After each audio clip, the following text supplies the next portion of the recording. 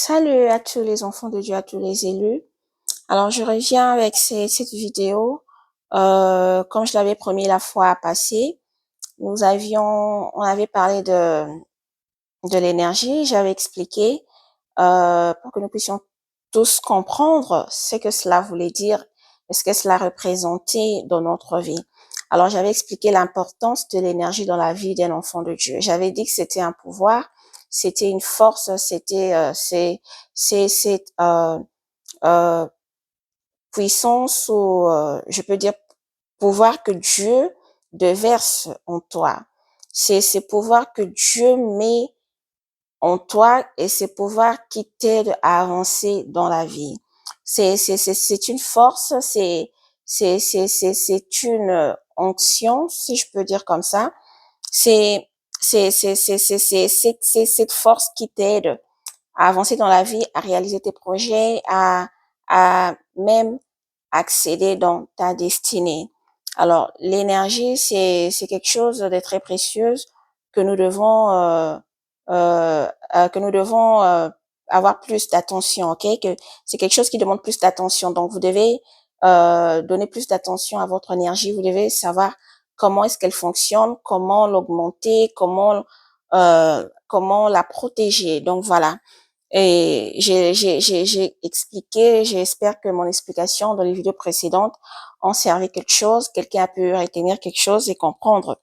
Alors, j'avais aussi expliqué comment on pouvait augmenter cette énergie.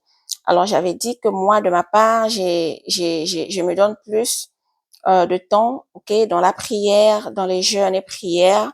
Et il y a plusieurs méthodes selon ce que le Seigneur vous guide, selon ce que le Saint-Esprit vous donne comme orientation, ok. Nous avons pas tous le même méthode, le même directif.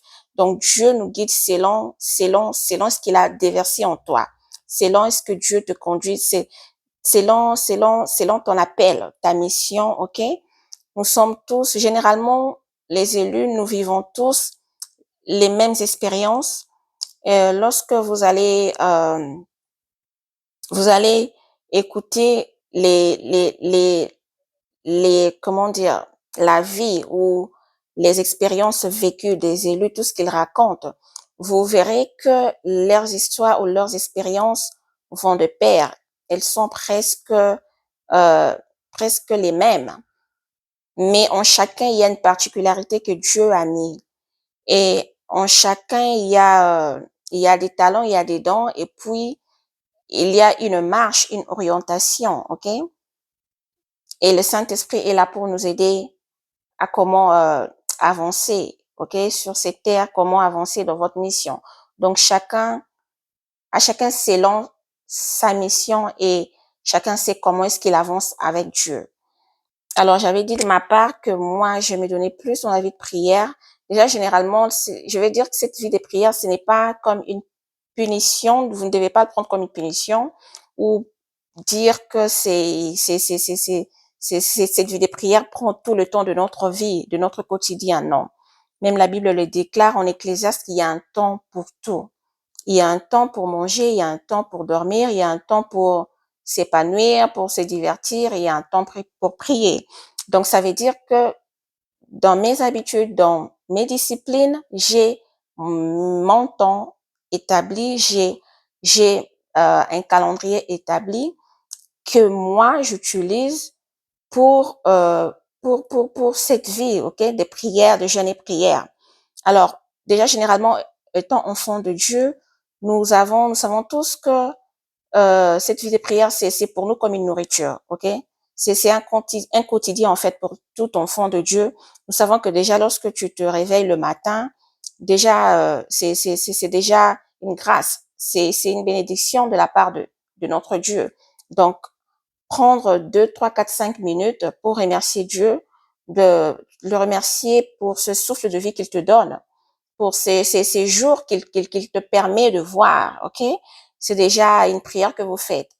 Alors, vous n'avez pas besoin de faire cette prière euh, d'une heure ou 2 heures de temps ou beaucoup de minutes. Non, ça ne vous demande pas grand-chose. Vous pouvez le faire dans quelques minutes et remercier Dieu. Et même pendant que vous voulez vous mettre à table, déjà, étant enfant de Dieu, vous aurez cette intuition en vous que vous devez prier pour la nourriture. Donc, c'est dans ce sens-là que je dis que déjà la vie de prière doit être l'une des priorités dans la vie d'un enfant de Dieu. Alors, parmi les éléments que j'utilise, moi personnellement, j'ai eu à voir cette révélation qu'il y a aussi la musique. J'écoute beaucoup la musique. Je médite beaucoup en écoutant la musique, ok, gospel, et cela aussi vient booster mon énergie. Donc, comme je dis à chacun, c'est ce que le Saint-Esprit le conduit, ok. Alors, alors, ce que je peux dire, je peux aussi rajouter la méditation de la parole, comme j'avais l'autre fois. Donc, c'est ça. Là, je vous donne juste ma démarche à moi, comment j'avance et tout ce qui m'aide à tout le temps augmenter, à nourrir, à approvisionner mon énergie. Alors, j'avais dit que l'énergie d'un enfant de Dieu est la source de beaucoup de combats.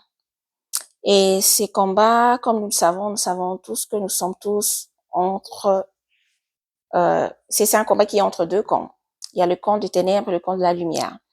Alors, que font-ils avec votre énergie, cette énergie qu'ils viennent vous voler? Qu'est-ce qu'ils vont faire avec? Comme j'ai dit que c'est un pouvoir, c'est une force que Dieu déverse en vous pour vous aider à avancer. Alors, de la même manière, lorsqu'il vous vole votre énergie, qui vous vole votre énergie, tous ces agents qui travaillent dans le camp de ténèbres, généralement, on peut les appeler comme on dit, les vampires, ok? Les vampires d'énergie, energy vampires. So, ils prennent votre énergie pour aller l'utiliser pour leurs propres intérêts. Alors, il y a plusieurs méthodes, comme j'avais dit, qu'il y a plusieurs méthodes et façons qu'ils utilisent pour vous voler cette énergie. Alors, étant qu'enfant de Dieu, vous devez avoir cette connaissance. Étant élu, vous devez avoir cette connaissance et comprendre comment est-ce qu'ils font et pour que vous puissiez avoir cette capacité de vous protéger de de tous ces vampires d'énergie. Alors, je vais pas être très long dans cette vidéo. Ça, c'est juste un rappel que je suis en train de faire. Et c'est pour eux comme un challenge, le fait de vous prendre votre énergie parce qu'ils sont récompensés par les démons. Ok? Parce que les démons ne supportent pas cette énergie qu'il y a en vous. Cette énergie, j'avais dit que l'énergie va de pair avec votre aura, votre lumière. Ok? Donc, lorsque votre aura est augmentée, lorsque votre lumière est augmentée, ça veut dire que vous approvisionnez, votre énergie est approvisionnée.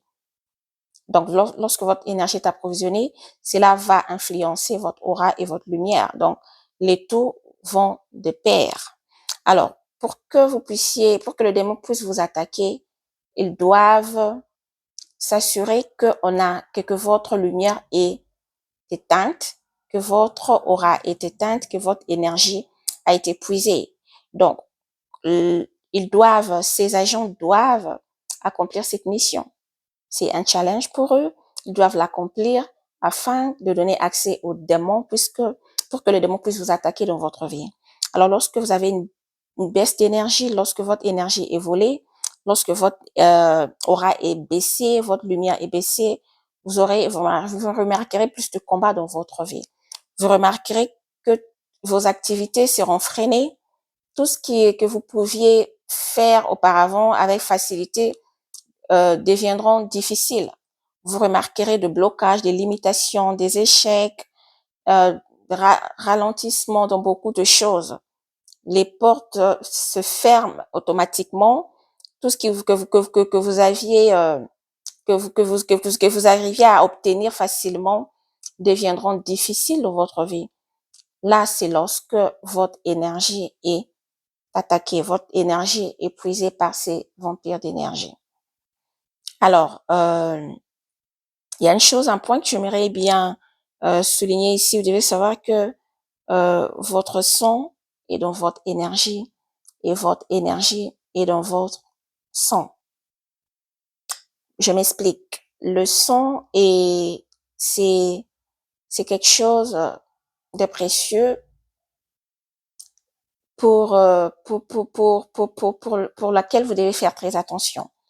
Je prends l'exemple des personnes qui font des pactes de sang. Prenons l'exemple d'un jeune, je veux dire, de jeunes, ok, qui se mettent en relation, et c'est des choses que nous savions tous que ça se passe très souvent avec des jeunes, et étant amoureux l'un à l'autre, ils se permettent de se boire leur sang, ok? Ils prennent le sang l'un d'un à l'autre, prend le sang de l'autre ok, pour boire ou pour sucer.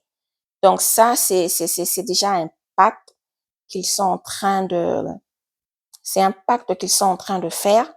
Alors c'est un échange d'énergie. Alors j'explique cela, c'est un exemple que je suis en train de donner pour vous faire voir que votre sang, vous devez faire attention à votre sang. Où est-ce que vous le donnez, ok? Comment est-ce que vous le gérez? Oui, le sang est dans votre corps, vous le gérez, vous gérez vous-même parce que c'est votre corps. Mais dans certaines situations, dans certains cas, vous devez faire très attention car votre énergie est dans votre sang et votre sang est dans votre énergie. Et vous remarquerez même que lorsque vous perdez votre énergie, cela peut provoquer la baisse de sang dans votre corps. Alors là, c'est quelque chose que je voulais parler, que je voulais discuter avec vous aujourd'hui. Et je reviens très prochainement avec la prochaine vidéo pour continuer cette séance. Alors merci et à la prochaine.